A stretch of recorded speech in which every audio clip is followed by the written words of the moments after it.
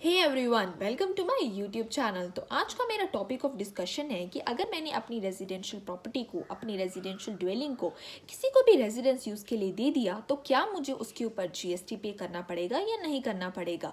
तो as you all must be aware कि जो मेरा पहले सर्विस टैक्स का रिजीम था या जो मेरा जीएसटी एप्लीकेबल हुआ था, so this service was purely exempted under GST. There was no requirement to pay GST in this. तो those landlords who are purely engaged in this kind of service, I mean residential dwelling को देना residence use के लिए, तो since it was exempted तो they were not required to even take the registration. लेकिन 18 जुलाई 2022 से ये सर्विस अब टैक्सेबल हो गई है। लेकिन landlords, you don't need to worry at all, क्योंकि अगर आपने अपनी प्रॉपर्टी को रेजिडेंस यूज के लिए दिया है लेकिन रजिस्टर्ड पर्सन को दिया है who is already registered under GST, तो उस जीएसटी रजिस्टर्ड पर्सन को अब टैक्स पे करना पड़ेगा। कैसे? Under the reverse charge mechanism.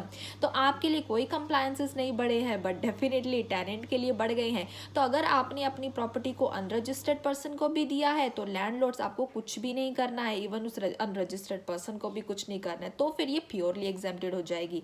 लेकिन अगर आपने अपनी प्रॉपर्टी को, रेजिडेंशियल ड्वेलिंग को रेजिडेंस यूज के लिए दिया लेकिन जीएसटी रजिस्टर्ड पर्सन को दिया, तो उस जीएसटी रजिस्टर्ड पर्सन को टैक्स पे करना पड़ेगा। तो company specially, I would specifically mention the companies जो कि प्रॉपर्टीज लेती हैं अपने स्टाफ को, स्टाफ क्वार्टर्स अलॉट करने के लिए, और जो कि उनके सीटीसी में स्पेशली रेंट फ्री अकोमोडेशन आता है एम्प्लॉयज़ के सीटीसी में। जो भी कंपनीज अपने एम्प्लॉयज़ को देती हैं staff quarters, just for instance staff quarters, और भी अदर केस हो सकते हैं, तो उस केस में कंपनीज को जीएसटी खुद से पे करना पड़ेगा अंडर रिवर्स चार्ज मैकेनिज्म।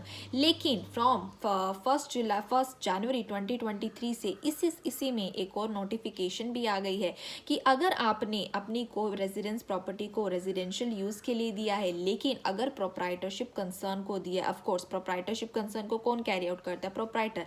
लेकिन वो प्रोप्राइटर ने अपनी खुद की कैपेसिटी में वो प्रॉपर्टी ली है फॉर हिज पर्सनल यूज, तो फिर उस प्रोप्राइटर को कुछ भी उसके ऊपर जीएसटी पे करने की जरूरत नहीं है।